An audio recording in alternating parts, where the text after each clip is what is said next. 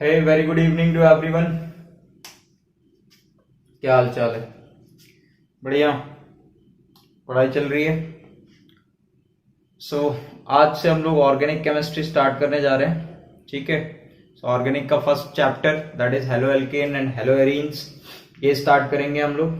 ठीक है, प्रिपरेशन पढ़ेंगे हम एल्काइल हैलाइड की। पहले बेसिक इंट्रोडक्शन आपको दिया जाएगा, हेलो एल्केन किसको बोलते हैं, हेलो एरीन किसको बोलते हैं। फिर प्रिपरेशन आएगी। ठीक है, प्रिपरेशन अलग अलग मेथड से आएगा। सबसे पहले क्लोरीनेशन कराएंगे, सिंपल है ना। फिर उसके बाद एल्कीन के थ्रू बनाएंगे। ठीक है, तो यही सब पढ़ने वाले हैं हम इस चैप्टर में। ठीक है, all over we will talk about haloalkanes and haloarenes.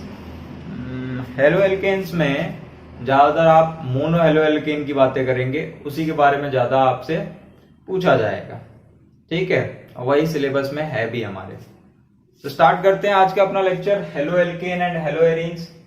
Halo alkane से स्टार्ट करते हैं। ठीक है, सबसे पहले आप ये समझो कि क्लास 10th में आपने एक रिएक्शन पढ़ रखी होगी जिसका नाम था सब्स्टिट्यूशन रिएक्शन। याद है?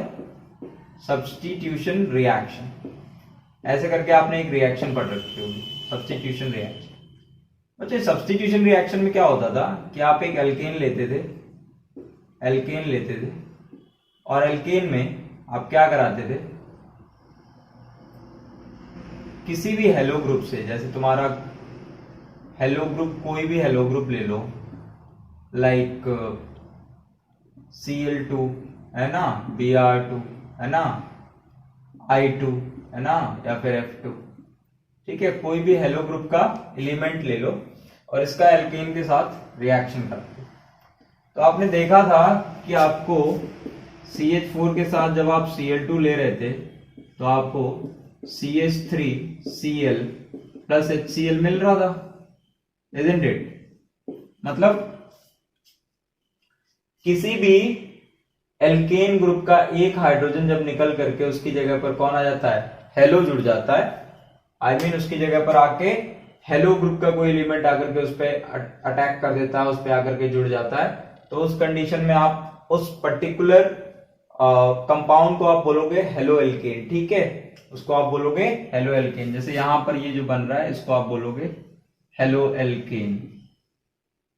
सी क्या हो रहा है, ये Cl2 आकर के इस पे अटैक कर रहा है। लाइक आप ऐसे भी लिख सकते थे, CH4 जो था इसमें से एक हाइड्रोजन जो था वो माइनस हो जाएगा और इधर आके प्लस X जुड़ जाएगा। X यहां पर आएगा, हाइड्रोजन माइनस होगा, तो क्या बनेगा आपका CH3X बनेगा। तो ये जो CH3X आपका बन रहा है दैट इज हेलो एल्केन। यहाँ पर X क्या है, X जो है फ्लोरीन, क्लोरीन, ब्रोमीन, आयोडीन, कुछ भी हो सकता है। ठीक है, कोई भी हेलो ग्रुप का एलिमेंट हो सकता है। मतलब सब्स्टिट्यूशन रिएक्शन आपने देखी थी। सब्स्टिट्यूशन रिएक्शन में एक हाइड्रोजन निकलता था और उसकी जगह पर आकर हेलो ग्रुप अटैच होता था, तो आप उसको बोलते थे क्या, कि सब्स्टिट्यूट हो गया ना। तो एक्चुअली वही एल्काइल हैलाइड है, यही एल्काइल हैलाइड है। ठीक है, एल्काइल हैलाइड। तो बेसिक भैया, एल्केन ग्रुप से एक हाइड्रोजन निकल जाए और आकर के हेलो ग्रुप अटैच हो जाए तो उसको आप हेलो एल्केन बोलोगे। हाइड्रोजन निकले और आकर के हेलो अटैच हो जाए तो फिर हेलो एल्केन बोलेंगे। अब इसके टाइप्स होते हैं कई सारे। ठीक है, like mono haloalkane, mono halo alkane. अब सुनना, मोनो हेलो एल्केन क्या होता है, जिसमें जिसमें एक हेलो ग्रुप अटैच हो। ठीक है, उसको मोनो बोलोगे आप। जैसे मैंने यहां लिख दिया CH2 और यहां पर ये X, ये हेलो ग्रुप का एलिमेंट हो गया और इसके साथ यहां पर कोई और alkyl group that is R। ठीक है, तो ये देख रहे हो, ये X जो है that is attached with the carbon, isn't it. तो ये जो X आप दिखा रहे हो ये हेलो ग्रुप है ना, अकेला है इसीलिए मोनो हेलो एल्केन, अकेला है इसीलिए मोनो हेलो एल्केन, है ना। अगर दो आ जाए तो, दो आ जाएंगे तो आप बोलोगे डाई हेलो एल्केन। क्या बोलोगे, डाई हेलो एल्केन। अब भाई डाई हेलो एल्केन का क्या सेंस है, थोड़ा ध्यान से सुनना। डाई हेलो एल्केन का मतलब है कि दो हेलो ग्रुप आकर के अटैच होंगे। तो डाई हेलो एल्केन जो होता है बच्चों, वो दो तरह का होता है, ध्यान से देखना। एक होता है जेमिनल एक होता है जेमिनल और एक होता है वेसिनल। एक होता है जेमिनल, एक होता है वेसिनल। जेमिनल सुनना क्या होता है? जेमिनल मतलब कि एक ही कार्बन पर दो हेलो ग्रुप अटैच होंगे। एक ही कार्बन पर दो हेलो ग्रुप अटैच होंगे, उसको आप बोलोगे जेमिनल। और अगर दो पर, एक यहां पर है हेलो ग्रुप और उसके बाद से एक हेलो ग्रुप यहां पर है, ध्यान से सुनना, एक हेलो ग्रुप यहां पर है ना, तो ये हो जाएगा तुम्हारा क्या? वेसिनल। ये हो जाएगा वेसिनल। मतलब दो इंडिविजुअल कार्बन एटम पर दो हेलो ग्रुप अटैच होंगे तो वो वेसिनल होगा, और एक कार्बन पर दो हेलो ग्रुप अटैच होंगे तो वो जेमिनल होगा। समझ आया? जेमिनल किसको बोलेंगे हम? एक कार्बन एटम पर दो हेलो ग्रुप अटैच होंगे तो जेमिनल, और दो कार्बन एटम पर दो हेलो ग्रुप अटैच होंगे तो वेसिनल। ठीक है। अब भाई हेलो एल्केन का अगर आप देखो तो हेलो एल्केन का अपने पास एक जनरल फॉर्मूला भी है, that is CnH2n plus 1, CnH2n plus 1 और उसके साथ X। X क्या है? हेलो ग्रुप है। देखो एल्केन का जनरल फॉर्मूला आपको याद होगा शायद, एल्केन का जनरल फॉर्मूला होता था CnH2n प्लस 2। ठीक है, तो अब यहाँ पर देखो एक हाइड्रोजन निकला तो हमने यहाँ पर प्लस 1 कर दिया, और उस हाइड्रोजन की जगह लेने के लिए ये कौन आ रहा है? हेलो ग्रुप आ रहा है। तो जनरल फॉर्मूला आपका आ जाएगा CnH2n प्लस 1 और साथ में फिर हेलो ग्रुप आ जाएगा, मतलब X। तो जनरल फॉर्मूला बन जाएगा CnH2n प्लस 1 और उसके साथ में X। बोलो समझ आया क्या? सब्स्टिट्यूशन रिएक्शन से स्टार्ट किया हमने, मीथेन लिया, मीथेन के साथ में भैया यहाँ पर एक हाइड्रोजन हट गया और इसके साथ अगर हेलो ग्रुप अटैच हो गया तो that is called haloalkane. Haloalkane broadly classified है mono haloalkane. Mono haloalkane देखो बेटा, मोनो हेलो एल्केन में एक ही हेलो ग्रुप कार्बन से अटैच होगा। फिर डाई हेलो एल्केन की बात की हमने, इसमें इसके दो टाइप्स होते हैं, एक जेमिनल होता है, एक वेसिनल होता है। जेमिनल में एक ही कार्बन पर दो हेलो ग्रुप अटैच होंगे और वेसिनल में दो अलग अलग कार्बन एटम पर दो हेलो ग्रुप अटैच होंगे। अगर दो अलग अलग कार्बन एटम पर दो हेलो ग्रुप अटैच होते हैं तो दैट विल बी कॉल्ड वेसिनल, और एक ही पे अगर होता है तो that will be called geminal. आया समझ? बोलो फटाफट, आया समझ? ठीक है, रफ करें। अभी देखो ये मोनो हेलो एल्केन जो होता है ये 3 डिग्री 2 डिग्री 1 डिग्री हो सकता है, ऐसा आपने क्लास 11 में पढ़ रखा होगा। ठीक है भाई, डाई हेलो एल्केन हो गया। डाई हेलो एल्केन के बाद से आता है आपका ट्राई हेलो एल्केन बच्चों। इसी तरह से ट्राई हेलो एल्केन नाम की चीज भी है। अब देखिएगा ट्राई हेलो एल्केन किसको बोलेंगे हम लोग? ट्राई हेलो एल्केन किसको कहेंगे? ध्यान से देखिएगा, ट्राई हेलो एल्केन। ठीक है, ट्राई इस नाम से समझ में आ रहा है, तीन तीन क्या, तीन तीन हेलो ग्रुप अटैच होंगे। जैसे मान लो कि ये है तुम्हारा, इसके साथ एक हेलो ग्रुप, दूसरा हेलो ग्रुप और तीसरा हेलो ग्रुप। यहाँ पर CH लगा दिया हमने, फिर यहाँ पर एक बॉन्ड और यहाँ CH2 and that is what R। देखो यहाँ पर तीन तो अटैच है ना, तीन अटैच है, तीन, तो तीन अटैच होंगे तो क्या हो जाएगा? ट्राई हेलो एल्केन हो जाएगा। Like you must have seen, आपने देख रखा होगा कि जब आप रिएक्शन कराते थे सब्स्टिट्यूशन रिएक्शन में तो आपके पास CH4 रहता था, Cl2 रहता था, आप रिएक्शन कराते थे in the presence of photons और आपको क्या मिलता था? CHCl3 plus HCl। फिर इस CHCl3 का फिर फर्दर रिएक्शन आप कराते थे CHCl3 का किसके साथ? Cl2 के साथ, और आपको मिलता था CH2Cl2 प्लस HCl, है ना। ये हो गया क्लोरोमीथेन, ये हो गया डाइक्लोरोमीथेन। ठीक है, इसके बाद से फिर उठाया हमने CH2Cl2, इसका Cl2 के साथ रिएक्शन करा दिए, CH2Cl2 उठाया, रिएक्शन कराए, CHCl3 ट्राइक्लोरोमीथेन अलॉन्ग विथ HCl, इसको क्या बोलते थे आप? क्लोरोफॉर्म। क्या बोलते थे? क्लोरोफॉर्म। और ये सारी रिएक्शन किसके प्रेजेंस में चल रही है? सनलाइट के प्रेजेंस में। सारी की सारी रिएक्शन सनलाइट के प्रेजेंस में चल रही है ना। फिर आप CHCl3 उठाते थे क्लोरोफॉर्म को, CHCl3 का रिएक्शन आप Cl2 से कराते थे in the presence of photon और आपको मिलता था carbon tetra chloride along with HCl। तो यहाँ वाली ये वाली कंडीशन देखो, यहाँ वाली, इसमें देखो कितने हेलो ग्रुप अटैच है, कार्बन से कितने हेलो ग्रुप अटैच है, देखो कार्बन से कितने हेलो ग्रुप अटैच है, 1 2 3 1 2 3।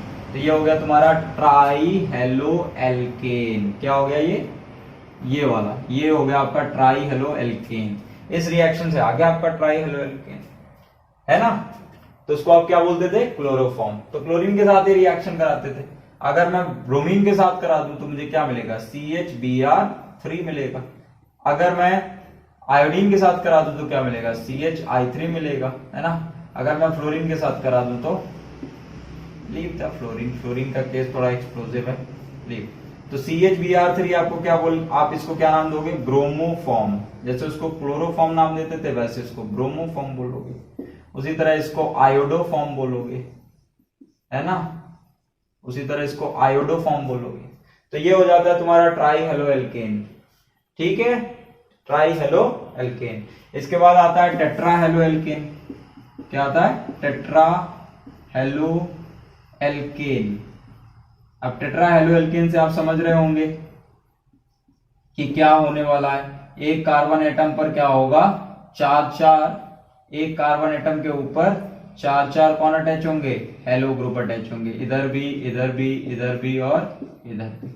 ये हो गया आपका टेट्रा हेलो एल्केन। देखो अगर मैं इस वाले केस की बात करूं, केस नंबर 4 की बात करें, इस केस की बात करें हम, तो इसमें यहां देखना CCl4 हुआ, तो इस कार्बन के ऊपर 4 हेलो ग्रुप अटैच्ड हैं, 1 2 3 4। So this will become tetra halo alkane. ये आपका क्या हो जाएगा, टेट्रा हेलो एल्केन हो जाएगा, ठीक है। उसी तरह आप ब्रोमीन का करा सकते हो, उसी तरह आप ब्रोमीन का करा सकते हो। जैसे आपने इसको बोला कार्बन टेट्रा क्लोराइड, तो वहां पर बोलना कार्बन टेट्रा ब्रोमाइड। फिर आप आयोडीन का करा सकते हो, तो कार्बन टेट्रा आयोडाइड, है ना। क्लियर है सबको।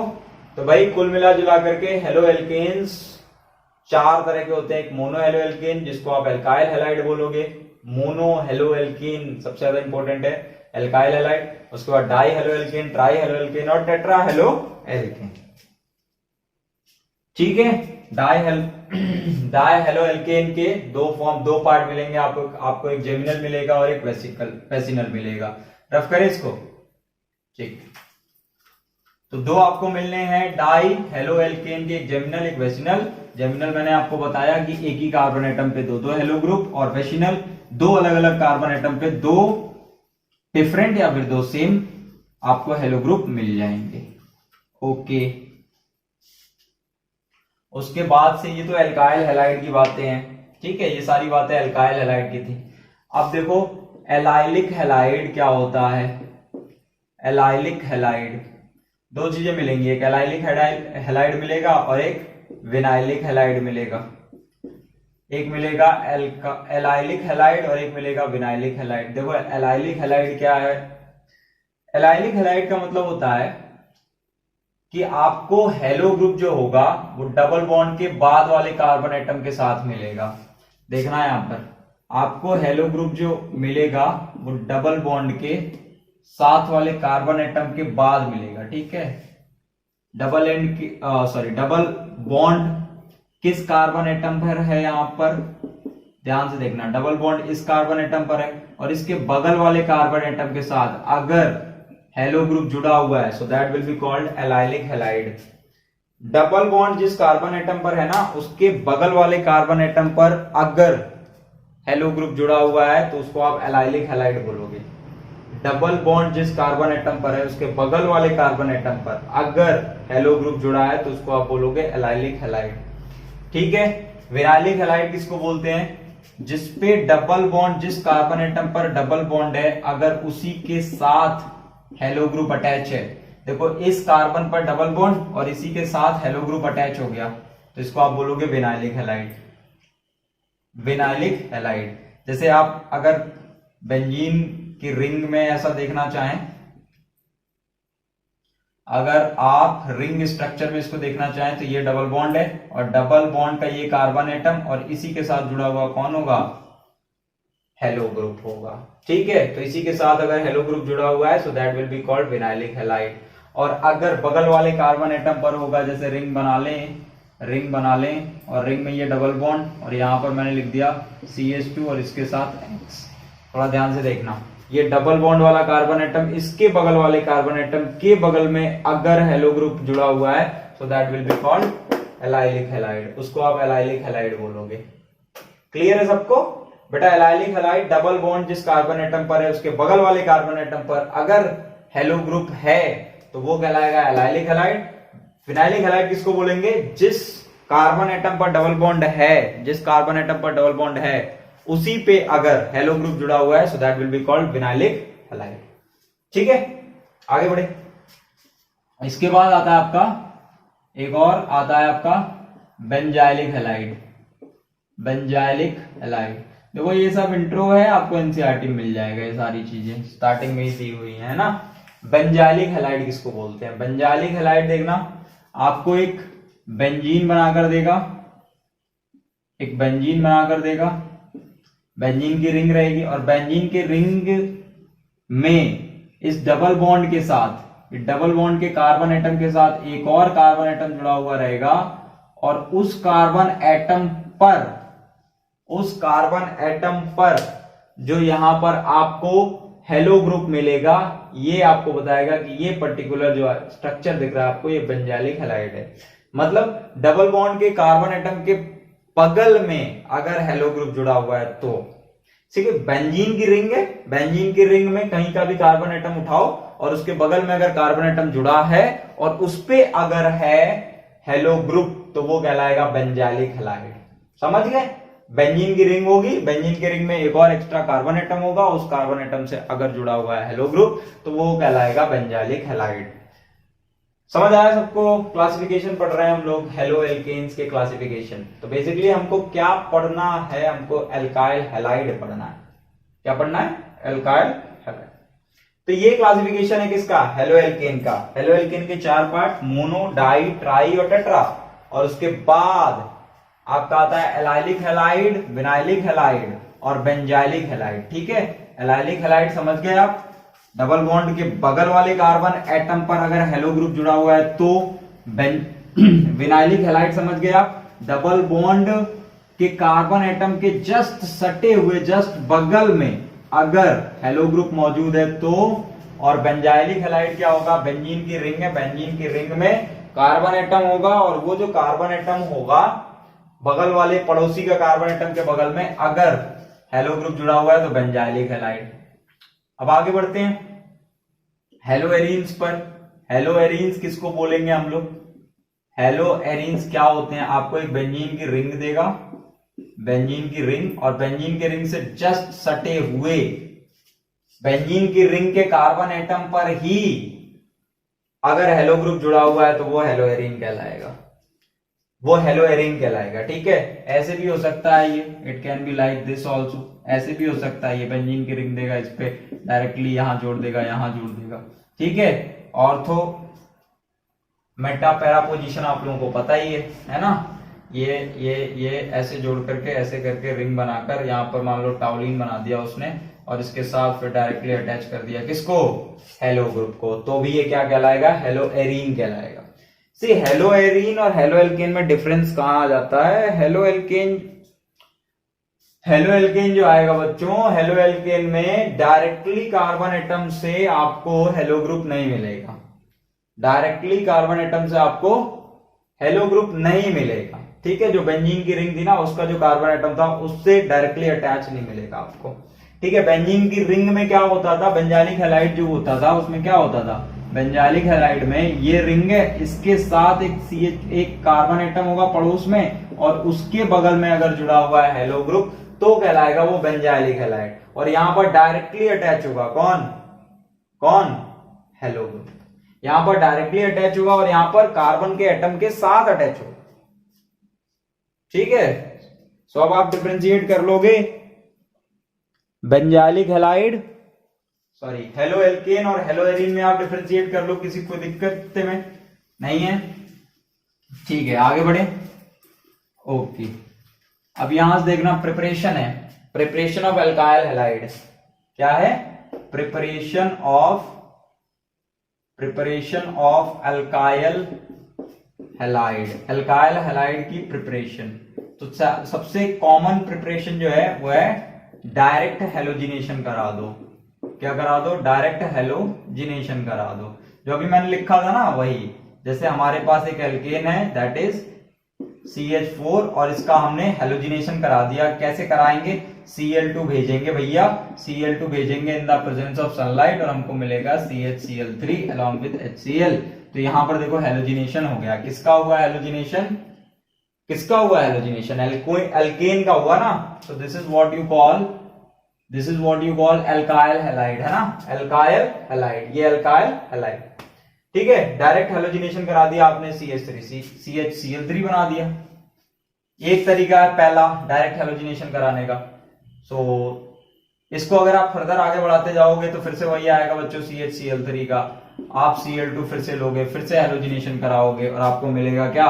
CH2Cl2 प्लस HCl, डाइक्लोरोमीथेन, ये मोनोक्लोरोमीथेन या फिर क्लोरोमीथेन सिंपली बोल सकते हो आप। फिर उसके आगे बढ़ोगे तो फिर आपको ट्राइक्लोरोमीथेन मिलेगा, फिर आप आगे बढ़ोगे तो टेट्राक्लोरोमीथेन मिलेगा। ठीक है, कॉमन आईपीएस से आपको आती होगी। तो डायरेक्ट हेलोजिनेशन का ये एक तरीका है। अब डायरेक्ट हेलोजिनेशन में कई बार क्या होता है कि हम इस प्रोसेस को, इस तरीके को, डायरेक्ट हेलोजिनेशन को हम प्रेफर नहीं करते हैं लैब में। रीजन ये है कि इसमें मिक्स्ड कंपाउंड्स का फॉर्मेशन होता है, कई सारे कंपाउंड बन जाते हैं, मिक्स्ड कंपाउंड्स का फॉर्मेशन हो जाता है। देखो जैसे मोनोक्लोरोमीथेन बना, डाइक्लोरोमीथेन बन जाएगा, ट्राइक्लोरो बन जाएगा, टेट्राक्लोरो, 4 बन जाएंगे ना, CHCl3 भी बनेगा, CCl3 भी बनेगा, CCl4 भी बनेगा, 4 बन जाएंगे। देख रहे हो, ये भी बनेगा, ये भी बनेगा, ये भी बनेगा और ये भी बनेगा, 4 बनेंगे। अब जब ये 4 बन जाएंगे बेटा तो हम लोगों के लिए दिक्कत हो जाएगी। क्यों? क्योंकि हमको तो केवल एक ही प्रोडक्ट चाहिए था और हमको मिलने कितने लगे प्रोडक्ट? 4 प्रोडक्ट। अब अगर आप किसी तरीके से इस रिएक्शन को सिर्फ यहीं तक रोक सको तो अच्छी बात है, लेकिन अगर ये फर्दर होता है तो फिर मिक्स कंपाउंड का फॉर्मेशन हो जाएगा and that will not be preferred, ये प्रेफर नहीं किया जाएगा। समझे? क्लियर है सबको? बोलो फटाफट। जैसे मान लो यहां पर हमको दिया हुआ था CH3 CH2 CH3 ऐसे करके दिया हुआ था।